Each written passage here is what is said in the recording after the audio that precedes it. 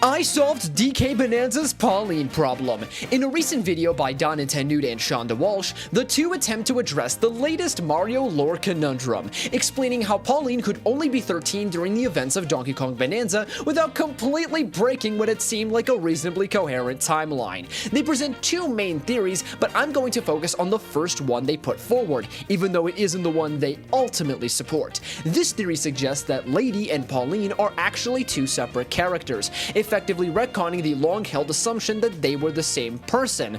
But is it really a retcon? While Dude and Sean present what seems to be a decent case from Super Mario Odyssey, we can actually draw a completely different conclusion from the sources that they either dismissed or just really didn't consider. In the Perfect Bond, Mario character Daijinten, created by Shogakukan in collaboration with Nintendo, actually lists Lady and Pauline as two distinct characters, giving them different artwork, names, and even personalities. Even when looking at their design across the Mario series, it's almost entirely different, with different heights, fashion sense, etc. There's also additional evidence in other Mario media, perhaps even canon media, such as the manga, where Lady and Pauline are also displayed as being two distinct characters, but most oddly enough, this appears in both Mario manga runs, Super Mario Kun and the Kodansha manga. And the icing on the cake with all of this is that when the modern Pauline design debuted in Donkey Kong for the Game Boy, the current Japanese website description shows off Pauline as this